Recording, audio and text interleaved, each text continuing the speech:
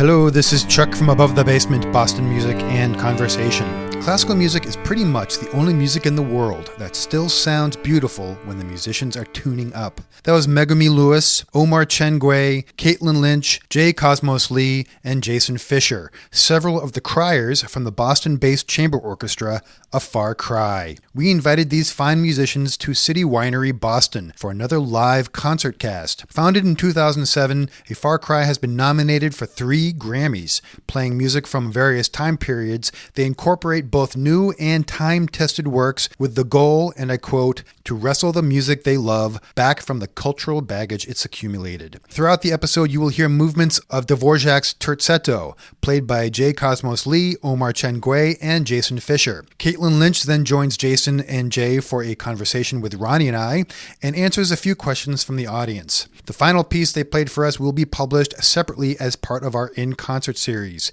Check the show notes for that link. It sounds absolutely beautiful. So here is our conversation with A Far Cry, recorded in front of a live audience at City Winery Boston in Boston, Massachusetts.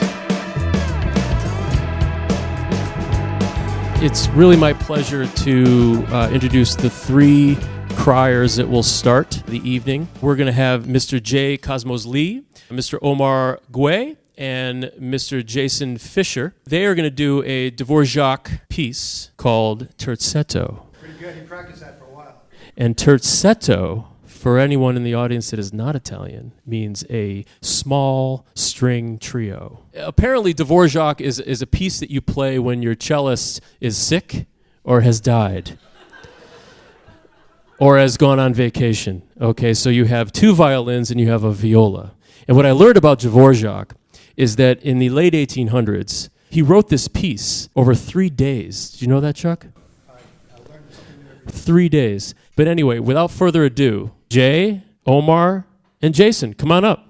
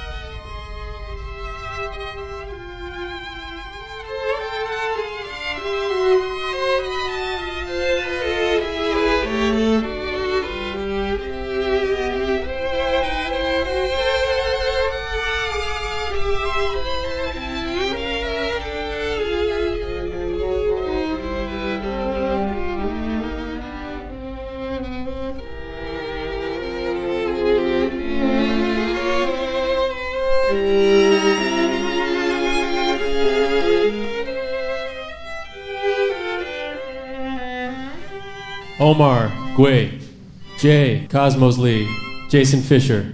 Let's give another round of applause. It's fantastic.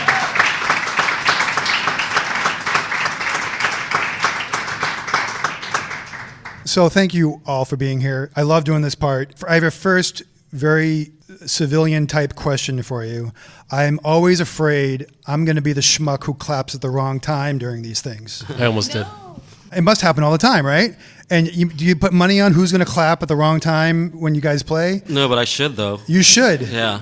I'm terrified. I'm like, no one else is clapping. Okay, I don't know. No, it's actually coming back into style. To clap between? Yeah. I'm part of, aside from a Far Cry, all of us do other ensembles. And one of the orchestras I play for, they just sent out a mass mail saying, like, when do you clap? And now they're talking about, it's like a whole blog on why you should clap whenever you feel like it. Yeah, I like that. Yeah, but it would also raise a lot of eyebrows with the general concert goer. But I mean, I think they're trying to do it like really clandestinely. The uppity concert goers who will go and see you guys. Yeah, not these people. Not these aren't uppities. I think it's actually really unfortunate because a lot of times you hear people say that they're scared to go to classical music concerts because they don't want to mess up by clapping at the wrong time. Yeah, and it's such a shame. I feel like it's a travesty. I love hearing people clap in the wrong spot because that means they liked it. Right. Yeah, exactly. Yeah, clap. That's what you want. You know what's great is when... Or like a woo! You want to hear that too, right? Yeah. Yeah, all right. So from now on, you should all be clapping all the time. Well, I think when the MBTA goes through... Yes. That is special. That's when you stomp your feet. That's yeah. when you do that. But I get the second question too. You had a very special month. Going down to the Grammys for your three Grammy nominations. Two. This year. Two? Three? This year. Two. It was a third nomination. Let me clarify. Clarify this. Whoa. Dreams and Prayers, right here, 2014. It's out in the lobby. First Grammy nomination. Oh, okay. So that was an earlier Grammy nomination. No, this is a math lesson, okay? That's one. And then the second two were just recently this month, A Far Cry Visions and Variations. That was for the second two Grammys, one for chamber, one for classical music. So who was the loser who won? They weren't even there. That old group, the Kronos Quartet. Kronos, never heard of them. And we weren't allowed to be mad at them because they were busy working on their Music with Refugees project. So we couldn't be upset. The whole refugee thing. Yeah. I guess we'll let them off the hook there. But congratulations. I want to know about that whole experience of going down there, being a nominee. What it's like to be, huge stars like you guys. Tell me about that. It's a spectacle. It the is Grammys. a spectacle, yeah. It's actually, really disorganized, if I'm going to be honest. It is really disorganized. We didn't really know where to go. Although when we first went, when we went in 2014, we actually got there early. We were all so gung ho about we have to get there on time. Yeah. And we were the only ones on the red carpet.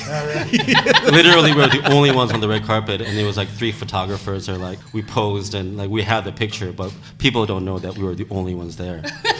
But this time around, we got there late, and all of us traveled that morning. And by the time we got there, E Live was there, Ryan Seacrest was doing his thing. Yeah. They didn't know who we were. They're like, oh yeah, nominees. So it was actually a little more hurrah. Oh, good. This time around on the. Well, you know what it was amazing this year. They actually had a feature of Cardi B with Chloe, the concert pianist that played with Cardi B. And did you notice that there's a cross-pollination of different genres at the Grammys? Well, it's funny there was one that example. You mentioned it. The album that won over ours, the Kronos Quartet actually produced an album this year with Laurie Anderson. So that was kind of a crossover. You know, if some of you may not know in the audience, I think we have some great fans here of the Criers, and I'm just learning a little bit more this year about them. It's been around since 2007, right? So this is the 19th year. No. Right? 12th year. Speaking of math. It's a math problem. I was told 2019. there would be no math. It's a math problem. 3 Grammys in 12 years. Ron's a doctor. That's one per. Okay, anyway, we won't do that. But you notice that there's no conductor. But what's really interesting is the concept of the democratic criers. I'm curious how that works in practice. How does that work on a daily basis? Do you guys bring ideas together? Do you bring, I have this new piece I want to talk about? Give me some examples of that democracy that is so wonderful about A Far Cry. Yeah, well, I mean, it starts with co-artistic ownership. We don't have a single leader, so we all fill that role at a given time. One of the things that makes us very unique is that we don't have a set group of principal players, so not the first chairs of each section are not set, but instead we all rotate in and out of those positions for a given piece that we're working on. So all of us lead at a given point, and also all of us get to really fill that supporting role a lot too, and there's something very meaningful in both of those roles, and to be able to get to see each and every individual in the group in that capacity. This week you're actually seeing sort of a crystallization of what the whole band is. There's 18 of us usually that go on stage, and so this is... What was the analogy used? It's like if Brookline High usually brings their football team, they brought their basketball team tonight. For a pickup game. Right, for a pickup game. So there's 6 of us here. And that's the concert that we're playing this weekend. So it's kind of a new thing that we're implementing, trying to do more chamber music throughout the year. But we have our full group concerts all throughout the year in Boston, at the Gardner Museum, and in Jordan Hall at New England Conservatory. You mentioned team, and we've talked on the podcast about that sports analogy. And it's really interesting to see together the trio, or we're gonna have the pleasure to see the quintet soon, some of the body language, even the breathing, some of the eye contact. Can you describe some of that communication that happens between musicians, and how does that feel? Oh, everyone's looking at me. Okay. Well, I think when you make music together, you get to know one another in a completely different, unspoken way, in addition to the normal friendships that we create. And like you said, we learn how the other one breathes. We learn what that glint in their eye means right before they do something really special. You learn to communicate without words.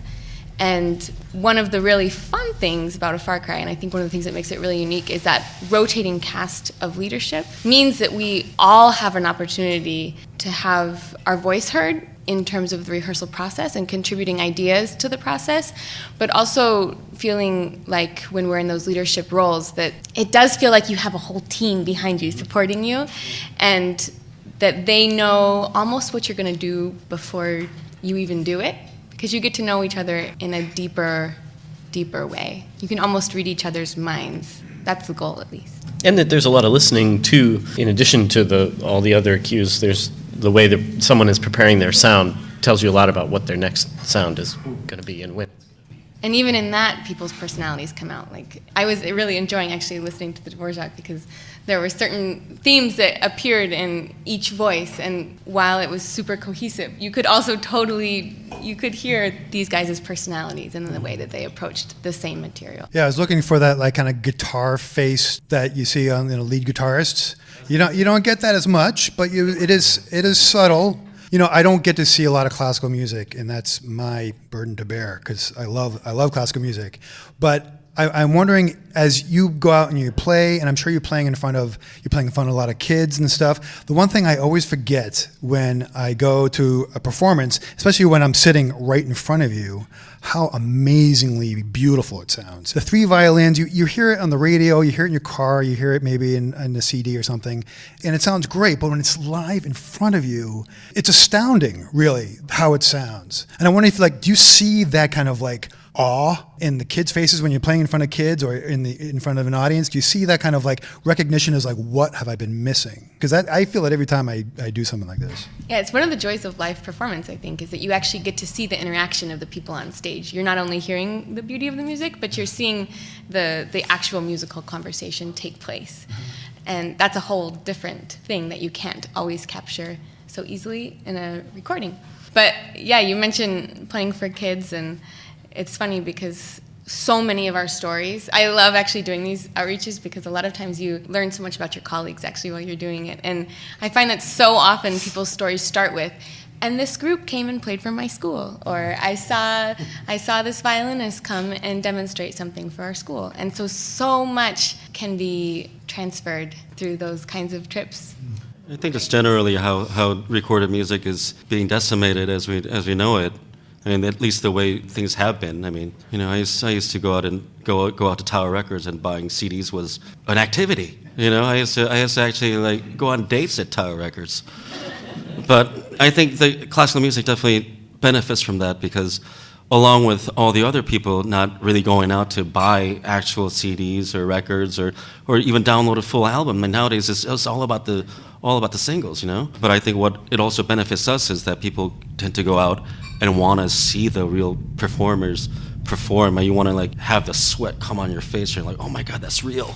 Wow, that's awesome! I think that's sort of the kinetic energy that you can bring to the audience.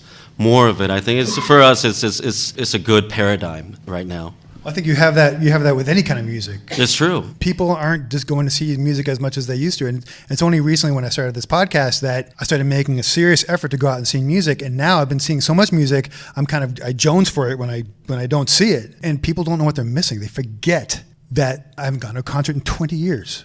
And they forget they haven't gone and seen live music. So it was fantastic. I love it. I wanted to talk just briefly about the Dvorak trio, what you played. It struck me that he wrote this in 1889 or whatever it was, late 1800s. What's amazing is that there's been trios that have been playing that and reading each other's body language and sweating and breathing and communicating with each other for 150 years or whatever that is. Math, I forgot. What is that feeling once you've completed and you've mastered something like that, and you think about the history of it over the years? Is it too overwhelming? Tell me about that. Well, I think you channel a lot of that history. When we were rehearsing it the other day, the Dvorak, I think we were talking about the slow movement, and said something like, let's just go for that really old school sound in the pianissimos. And we all knew what we were talking about without having to talk, that we wanted to have it sound exactly like, a Milstein recording or something like that. But more oscillation.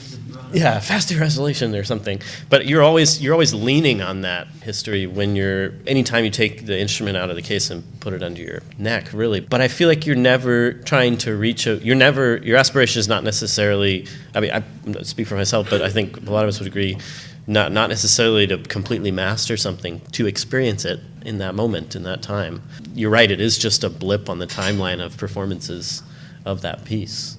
It's crazy. And I guess not just a performance, but it's like a poem or a book or something that's, people have been reading, Emerson for years. They'll maybe have a different interpretation or a piece of art that you see. I think think of it more like King Lear.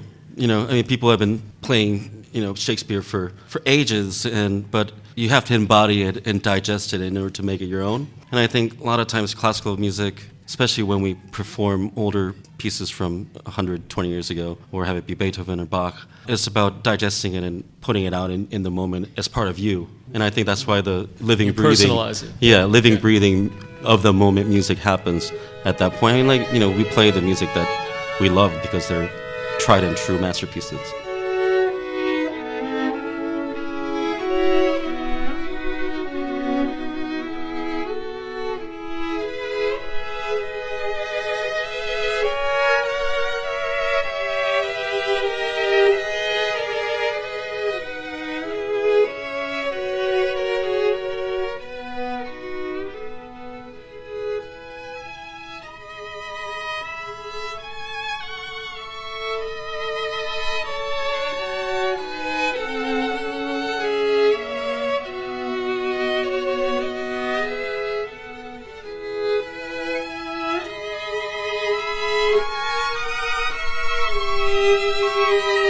That's why a lot of us feel like it's not about mastering something, because it's going to be different every time you come back to it.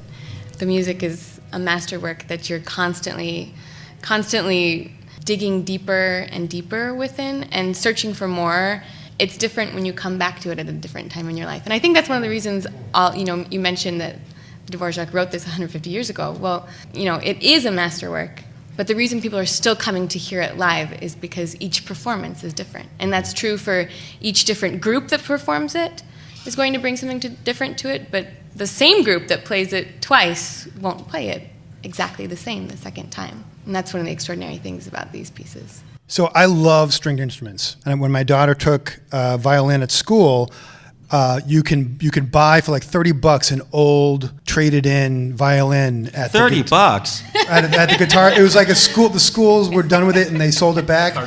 Luckily, it's buried in my closet and I haven't used it. But I love the stringed instruments and the renaissance of stringed instruments, not only with classical music, but also with Americana, with bluegrass. We talked to Mike Block. He was playing, what was that song he was playing with the kids? Happy? Oh, yeah. He was playing Happy with the kids. Yeah. These stringed instruments can be used in all types of music nowadays. So my long-winded question is, are you guys doing other things either on the side? Is something that a Far Cry is doing? Are you doing other things other than classical music with your instruments? We do a lot of collaborations as a Far Cry with artists, all kinds of different artists. I think it comes to the idea the string instrument is very much like, I think it's closest to the sound of a voice, in some sort of scientific way. The timbre is probably, they say, is the closest to the human voice. And that I think makes it so universally adaptable to so many different styles. But yeah, we've done everything from tango to jazz to, I don't know. You've done Bjork. Who played with Bjork? We've done all kinds of stuff. I played with Our own You played Bjork. Yeah. I love Bjork. Yeah.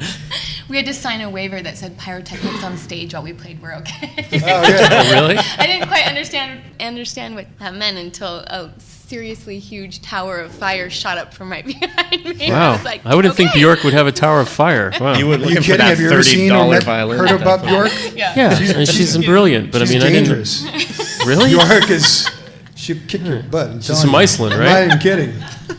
Anyways, I'm sorry. Fire I digress. We've gone from Dvorak to Bjork, and this has been awesome. So we want to hear from you guys, any questions you have. And so maybe we got 5-10 minutes for questions. Thank you all so much for a wonderful performance. It was beautiful to listen to. How did you each come about your respective instruments? So I remember going through middle school and high school, and the hardest part was picking which instrument, which path were you going to devote the next 10 years to? What factors sort of changed or altered those decisions for you, especially since there are violists and violinists here? Thank you. Well, I didn't really have a choice. I was pushed into it by my mom at the tender age of 3. And if I had had a choice, I probably would have said cello, but I didn't. So I just ended up with a hard instrument, having to practice more than anyone else. And You look so sad. yeah, no, it's. I mean, now it's fine, But we still have to practice a lot. So that's my story. Did you guys start with viola? No, I didn't. Did you? I did, yep. You did? Yeah, but I want to hear your story first. I started on violin I wanna hear only when you saw because the I light. was I did eventually see the light. I wanted to be exactly like my older sister, and she started, and so I begged to start, and the violin teacher told me that I couldn't start because I was a voracious thumb sucker, and she said that if I wasn't mature enough to stop sucking my thumb, I wasn't mature enough to play the violin, and I just got better at hiding it, and eventually she let me start. And then I came to my senses in middle school, and I fell in love with the C string. I was asked by a conductor to play viola on a piece that had 3 different viola parts. It's one of Bach's Brandenburg concertos, and we only had one violist in the orchestra, and he was a violist, and he said, "Would you mind playing viola on this piece?" And I was like, sure. And then I loved it, and I didn't look back after that. No. Yeah, I started in 5th grade in the public schools. They have like an instrument petting zoo, and I told them I wanted to play clarinet or violin, and the string orchestra teacher said, "That's nice. Could you play viola? Because we don't have anybody playing viola." And so for 2 years, I was the only violist in the orchestra, and that's where I learned most of my bad habits early on. I find that fascinating, Jason, that you actually started on the alto clef. The alto clef is my home clef. When I watch violinists look at the part and go, or they're going to the score and saying, let's see now, the cello has a C sharp and the viola has a... This is fascinating to me. I'm one of those people, yes. Actually, when I played that Brandenburg 3, I said, well, I don't know. I don't read alto clef. I don't read the viola clef. And the conductor said, don't worry. The violist will help you. It's like a bad viola joke because I sat down and I was like, okay, that... and I was like trying to figure it out, and he leaned over and he was like, "Hey, what's that note?" I was like, "This doesn't bode well for our section." Sounds like a viola section to me. 3, 2, 1, right there. Just write in all the fingerings. Sure. Yeah, I was thinking a little bit about what you said earlier about taking your music from 140 years ago that was created on the spot but has made it your own 140 years later or whatever. And people say it's not the same about pop music, but I was kind of wondering. I went to a Beatles tribute band concert, and they all played the Beatles songs very much as they're written, and of course they were injected themselves in their own interpretation of what they're doing. And I'm just wondering, is this just looking at the same thing maybe 70 years apart, or what it's going to be like 100 years from now when people listen to stuff like that, and are they going to have the same sort of feel about this kind of thing? I think the Beatles already is kind of the classics. I'm always looking out for remixes of everything, finding different quartets playing Beethoven or Smetana or something, but I'm always more interested if Beck's doing a Beatles cover or Bjork is doing a George Harrison cover. I always find those to be really more interesting in how they digest it and make it into their own fabric. I find that to be really sort of the essence of what an artist can do. But I think there's also something unique about our tradition, at least if you follow it back before there were recordings, and when you're performing works that were composed before they started to make any recordings or any that still exist, then you have to rely on more of a storytelling kind of oral tradition, basically combined with a pedagogical tradition to know what the tools are in your tool chest for interpreting and putting together a piece. So I think it is unique, our field, in that sense. We don't have necessarily something already down on a record to reference when we interpret. One more question. Dr. Wong. Hi, guys. You're great. I'm curious to hear a little bit about what your process is in choosing composers to commission, and what was one of your favorite creations, an arrangement or a commission? We have a unique programming process where we have anybody and everybody in the group, all the members of the group, come together and bring their ideas to the table for programming. And so oftentimes, if we're coming to the table with an idea for programming, it might include a program built around a particular composer that we wanted to commission from, or some conversation we'd had with a composer. We also, of course, have wonderful composers in our circle who come to us with their own ideas. We've also gone out and recently commissioned a piano concerto by Philip Glass, and people sort of who are very famous and established, long established in their career. So there's all kinds of different composers we've worked with. It's hard for me to pick a favorite necessarily. That's a tough question. Recently we worked with Lemby Beecher, who's fantastic and wrote a piece called The Conference of the Birds for us, which was such a thoughtfully put together piece that really utilized every single member in the group and kind of tapped into their individual personalities in a way. That piece really resonated with me. Yeah, that piece is awesome. I have to say, for me, we did a project called Blue Hour last year. It was a sort of a quilt of 5 different female composers that we put together and put a concert-length song cycle. And we got to work with a Brazilian jazz singer, Luciana Souza, and she came out of her usual element to really embody this piece. And I thought it was, I don't know, there are moments of that piece still I listen to it and it just makes me shudder, and there's I'm crying like a little baby. But it's just so good. It's so good. Thank you guys very much.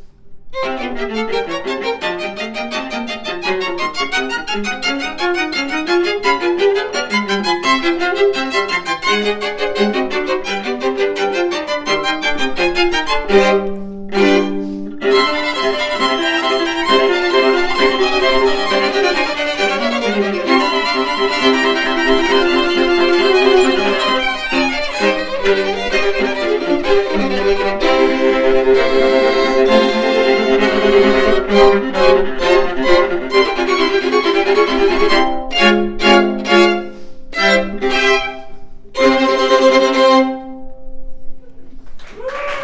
would like to thank Megumi, Oscar, Caitlyn, Jae, and Jason for joining us. A Far Cry is the orchestra in residence of the Isabella Stewart Gardner Museum in Boston, and you can find out their schedule there and around the world at afarcry.org. A special thank you as well to Grace Kennerly for helping us organize this ConcertCast event, to our associate Caitlin Holly, sound engineer Ryan Ainsworth, and all the fine people at City Winery Boston. For more information about events at City Winery, go to citywinery.com/Boston.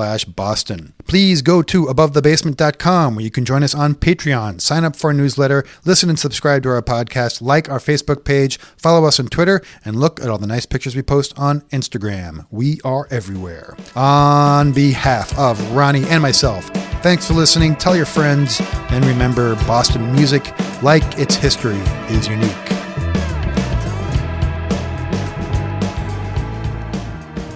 Hey, it's Chuck again. We would like to take a quick second to appeal to you to subscribe to this podcast, Above the Basement. There are many really good reasons to subscribe, but I'll tell you just 2 of them.